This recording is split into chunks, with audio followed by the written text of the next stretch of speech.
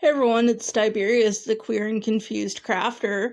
I changed my name, so there's that. Today we're going to be we're going to be binding into that book that we uh made last week. Sorry for the blurry image. I forgot to turn the overhead light on, but it will go away in a second. Just please be patient. What I had to do was I had to start with measuring the little gap there in the book. Because as wide as it is there is as wide as your papers can go. And so I cut out some paper and I did one the width of the gap and then two also the width of the gap between the one. So it was 3 panels total. And you'll see why that is in a minute. And I'm incapable of drawing anything straight, so I had to mark it like 5 billion times just to get it straight. It took a lot longer, and I swear it's about to get clear because I'm about to remember to turn my overhead light on. But I believe I measured it. It was I can't remember, but just measure your book across and then down as far as your measurements go, and then mark accordingly. Next, I started drawing lines down the middle piece of the panel that I had just made. And I told you it was going to get clear. Thank you for patiently waiting. But I just made lines about half a centimeter wide. And the reason why I did this is because each one of the pages that I'm going to sew in here is about half a centimeter thick. And I'm taking some interfacing, and I'm going to put some Gorilla Glue on the interfacing. There's probably better glues to use. Fabric Fix would probably have worked better. But I used Gorilla Glue because it's all I had in hand. Then I just pressed down on it with my ruler and kind of squeegeed it down, made sure it was flat. Not gonna lie, it smelled pretty bad because the Gorilla Glue just smells terrible. You can do it with just the paper sewing it on there, but I feel like it lasts longer if you do the cloth with it, and I use some interfacing. I don't know if I said that already, but and I used oh, I can't remember the name of it, what you call it. Embroidery thread. There we go. I used embroidery thread to sew in my pages because it's nice and thick. And I put the page I wanted to be in the middle against the solid black line in the very middle of all of that. Which is the very middle of the where your books, the middle of the blank space where your book is going to be attached. But I don't actually know if the fabric's going to make a difference or not because I haven't actually done this, so we're learning together. Thank you for coming on this experience with me. I promise to continue making chaotic tutorials as long as people continue to watch me. And then I just lined it up, and it was a lot harder than I thought it was going to be. And I ended up having to poke a hole through each individual thing. Oh, don't forget to tie the end of the string because I forgot, and I was very irritated when I didn't do that. Also, in hindsight, I should have trimmed the interfacing off the edges of the pages. I mean, off the I don't know what it's called. I think it's called like a signature or something. It's got a dumb name that doesn't make any sense. Um, but I should have trimmed the interfacing off of that so it was the right size. But I was like, nah, I'll leave it just in case. Which turned out to be pretty pointless. And all I did was I just went straight down. I tried to make as little holes as possible because I didn't want it to completely tear up the paper. And then I went back through and filled the gaps in the places where I had already sewn. And I repeated this process for I don't know how long, but I swear to God, it took me like 3 hours. And fortunately for you, I'm not making you see all that. You're just going to watch the fast-forwarded version of me trying to do this. There was a lot of swearing involved in this, like a lot.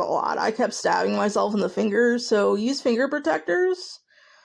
You'll notice that that's a common theme with me, is that I really need to use just protectors for my fingers. For everything, for just life in general. I just need finger protectors. And yeah, so just sewing in those pages. Let me tell you guys a little bit about this journal. This journal is being made for one of my oldest friend. She casually mentioned that she wanted I have these words and that I bought off Amazon. Like I have some really nice word stickers that are very pretty and they say a lot of pretty things. But I got these other word stickers that when I got them, you could tell that English was not the first language. And they say all kinds of random things. Like, one just says Ming Dynasty, and then your love is like river on world or something like that. They just say a lot of unusual phrases, and she was like, you absolutely have to make me one. If you ever make me one, you have to use these phrases. And I was like, all right. And I was intended to get this done for Christmas, and I started back in November, but it turned out to be a bigger project than I thought it was going to be. I also made a lot of other people junk journals around the same time, so I overloaded myself and did not get it done. Such is the story of my life. But I'm doing pretty good. I didn't realize I was going to have to sew in more pages. I thought it was actually a lot closer to being done than I actually am, and I didn't realize how far away from being done I was until I actually got to sewing in all these pieces into the spine, what's called a spine of the book, and it looks messy because and I added a little dangly bit, like to make a bookmark, into the very center page. And then I took each side and I made sure it could fold over and there wasn't anything showing it. I took some of the E6000 and I smeared it all over the side, and then I closed the book and I put some weight on it. I put my sticker book on it and I let it sit for like at least 15 minutes. And then I did the Gorilla Glue on the other thing and then put a weight on it as well, which I don't actually show here. I actually cut out. But I let it sit on there for another 15 minutes. And then I realized I put too many pages on the other side and I had to take 2 pages out. But it was okay because it was just the 2 pages that I did too much. And so then I repeated the same thing with the other side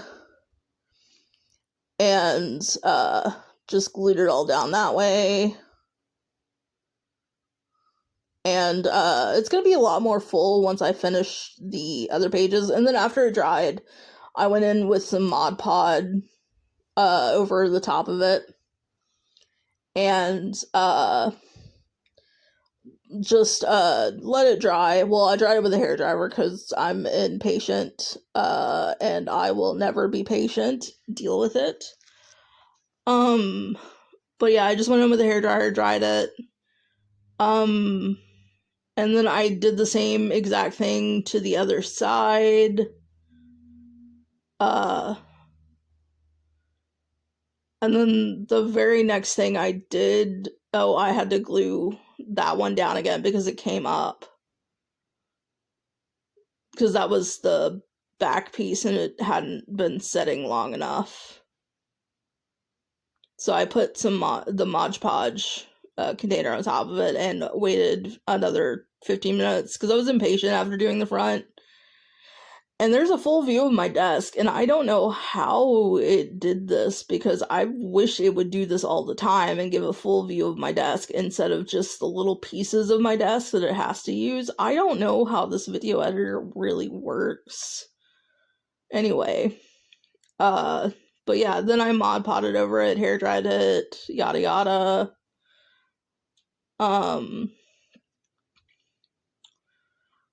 It took this was a long project. I think I started this at like 5. I think I finished it at like 9, but that's because I had no idea what I was doing. Well, I never have any idea what I was doing, so I guess that's not really an excuse for why it took so long. Then I measured the inside of the books to see what, because I wanted a page to cover up how funky the inside looked. And I found this pretty butterfly paper that I had, and I thought that would look really nice in it. So I measured it out, and I measured it out the wrong way like 6 different times until my brain finally turned on and was like, oh, you need to measure it this way. And I measured it, and spoiler alert, I still messed up. But there's me trying my best to get it just right. All the hope in the world. And then I finally did get it cut out. And I glued it to the inside there. Well, I fitted it to make sure it fit right. And it didn't quite fit right, but I figured it wasn't really going to be noticeable. And I Mod Podged on both sides because I wanted to make sure it got good and stuck.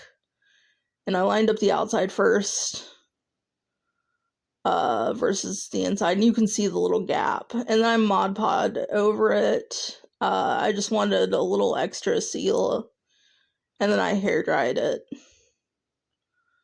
Isn't that so pretty? It's just such a pretty paper. I'm forgetting words. I haven't slept all night. But yeah, and then I did the same thing over on the other side. Just Mod Podged it.